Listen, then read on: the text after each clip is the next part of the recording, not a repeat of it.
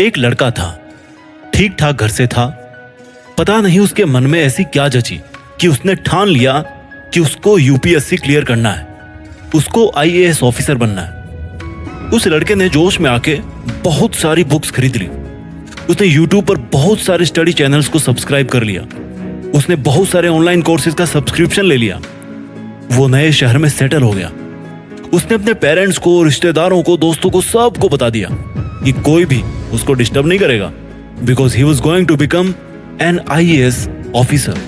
ही started his study. उसने अपनी पढ़ाई शुरू की। उसके एग्जाम को 10 महीने बचे थे। उसने शुरुआती 1 महीने में बहुत जबरदस्त पढ़ाई करी। He used to sleep only 4 hours, 5 hours a day. But the problem was, he could not sustain. उसकी मेहनत केवल 1 महीने चली। His motivation expired. वो तंग आ चुका था पढ़ाई से। वो पढ़ाई से इतना चिढ़ने लगा कि वो वापस धीरे धीरे अपने उसी पुराने बोरिंग शेड्यूल में आ गया। And he could not clear the exam. ऐसा हमारे देश में बहुत सारे स्टूडेंट्स के साथ में होता है। देखो, जिंदगी में सक्सेस पाने के लिए मोटिवेशन केवल 1% काम आता है। Rest 99% is nothing but self discipline. From day 1 to day 1000, day 2000 you must have to follow the schedule. जब एक बॉक्सर ओलंपिक्स में गोल्ड मेडल लेकर के आता ना, तो उसके लिए उसका सेल्फ डिसिप्लिन सबसे ज्यादा रिस्पॉन्सिबल होता है उसको वहां तक पहुंचाने के लिए। लोगों को केवल इतना पता लगता है कि कोई है इंडिया से जो बॉक्सिंग में गोल्ड मेडल लेके आया है, बट नोबडी नोज कि उस कुछ ग्राम के गोल्ड मेडल के लिए that boxer sacrificed his all pleasures, his all comfort zones. उस बॉक्सर ने पहले दिन से लेकर के 10वीं साल तक वही शेड्यूल फॉलो किया है जिसको कुछ लोग बोरिंग कहते हैं। उसने जंक फूड को छोड़ करके 10 साल तक कार्ब, फैट एंड प्रोटीन इनके बैलेंस पे फोकस किया है। उसने हर मौसम, हर साल डेली बहुत घंटे प्रैक्टिस करी है, बहुत पसीना बहाया है। ये लोगों को लगता है कि उसने गोल्ड मेडल के लिए गेम खेला है। No my dear, no. उसने गोल्ड मेडल के लिए नहीं, बल्कि खुद के सामने और पूरी दुनिया के सामने ये प्रूफ करने के लिए गोल्ड मेडल जीता है कि वो एक नॉर्मल लाइफ नहीं जीना चाहता। He deserve something better. अनुशासन आपकी वो क्षमता है जिससे आप वो काम उस टाइम पर कर पाते हैं जब आपको उस काम को करना चाहिए। Very simple.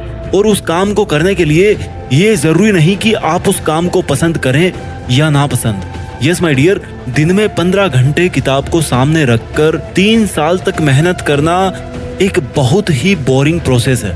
कोई नहीं करना चाहेगा, बट इससे कोई फर्क नहीं पड़ता कि कोई उस बोरिंग काम को कितने साल तक करना चाहेगा या नहीं करना चाहेगा। It doesn't matter. फर्क मुझे तो इस बात से पड़ेगा कि मुझे वो काम करना है, चाहे कितना ही बोरिंग हो। Once I have taken the decision, I have sacrificed my self to the self discipline. पहले आप डिसीजन बनाते हो और फिर डिसीजन आपको बनाता है। पहले आप सेल्फ डिसिप्लिन के रूल सेट करते हो और फिर सेल्फ डिसिप्लिन आपकी लाइफ सेट करता है। ऐसा लाइफ में बहुत बार होता है जब आप अपने किसी फ्रेंड से काफी सालों के बाद में मिलते हो और वो आपसे बहुत ही बेटर पोजीशन में होता है। उस टाइम पर हो सकता है आपको उस टाइम पर उससे थोड़ी सी जलन हो, but the fact is that he followed his rules always. लोग बदले होंगे उसकी जिंदगी में, but he did not change himself. उसने अपने सेल्फ डिसिप्लिन को अपनाए रखा। When we talk about self discipline, we must have a clear goal in our mind कि आप करना क्या चाहते हो भाई। आपको उस टारगेट को अनकंडीशनली फॉलो करना है। आज आपको 2 चीजों में से कोई एक चीज को चुनना पड़ेगा। First is self discipline and second one is regret, अनुशासन या पश्चाताप। आप अगर अनुशासन चूज करेंगे तो आपको सफलता मिलेगी या नहीं मिलेगी इसकी कोई गारंटी नहीं है, बट इतना जरूर कंफर्म है कि कभी आप अपनी लाइफ में अगर पीछे मुड़ के देखोगे ना, तो आपको कभी पछतावा नहीं होगा। अगर आज आप अनुशासन चूज करते हो तो इसका दर्द आपको कुछ वीक्स, कुछ महीने या कुछ साल तक हो सकता है, but if you dare to choose regret तो भाई पछतावा तो होगा, लेकिन इतना बुरा होगा ना कि आप उस टाइम अगर कुछ करना चाहेंगे तो भी कुछ नहीं कर पाएंगे। आपको सफल होने के लिए दूसरों से ज्यादा स्मार्ट होने की जरूरत नहीं है। समझो इस बात को। आपको सक्सेसफुल होने के लिए दूसरों से ज्यादा सेल्फ डिसिप्लिन्ड होने की जरूरत है। जब कोई आर्मी में भर्ती होता है ना, तो उसको सबसे पहला अगर कोई पार्ट पढ़ाया जाता है तो वो है सेल्फ डिसिप्लिन का। Discipline to perform his duty at any place, at any situation, at any cost. तब जाकर वी विन अ वॉर। और जो हमारी ये लाइफ है ना, this is also not less than a war. इसमें गोलियां नहीं चलती, खून खराबा नहीं होता, but a war is a war. और जिंदगी के इस युद्ध का असली विजेता बनने के लिए अगर आपको सबसे पहले कुछ सीखना है, that is only self discipline. Now question comes, how to become self discipline. Step number 1, सबसे जरूरी चीज है सेल्फ डिसिप्लिन को बनाने के लिए गोल सेटिंग। आपकी लाइफ का एक लक्ष्य निर्धारित कीजिए। आपको क्या लगता है आपको लाइफ में क्या करना चाहिए? आपको क्या लगता है कि कौन सी चीज आपकी लाइफ में सबसे ज्यादा जरूरी है? Is it your self respect? Is it money? Is it a job? और इज इट अ रिलेशनशिप? कोई भी आपका लक्ष्य हो, it doesn't matter. Step number 2, मुझे ये काम करना चाहिए। इस वाक्य से निकल के आप इस लाइन पे आइए कि मैं ये काम कर रहा हूं।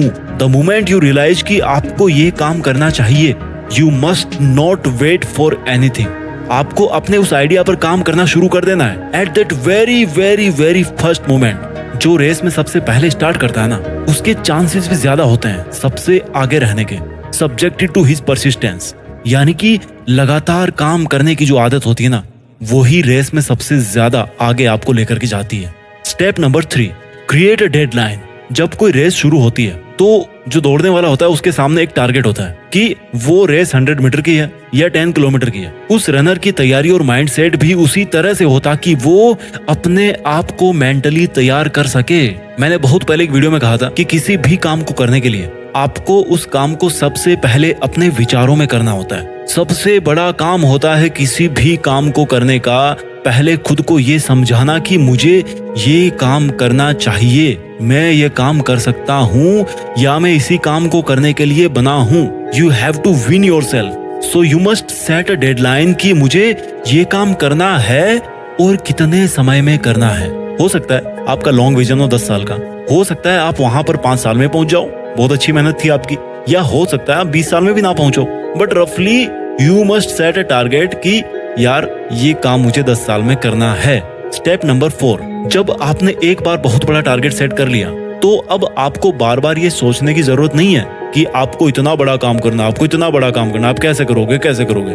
आपको केवल इस पर ध्यान देना है कि आज के दिन में मैं कैसे उस मंजिल के एक और कदम पास जाकर के खड़ा हो जाऊं। वो जो टारगेट है ना, that should work like a magnet. जो चुंबक होती है ना, वो लोहे को खींचती है अपनी तरफ, है ना। तो वो जो मंजिल है ना, that is magnet and you are iron my dear. आपको केवल आज पर ध्यान देना है, आपको केवल आज का काम करना है। भगवान ना चाहे, बट हो सकता है हम में से कई लोग इस दुनिया में 10 साल बाद रहे ही ना, बट हमारे पास आज तो है ना। Step number 5, create habits as soon as possible.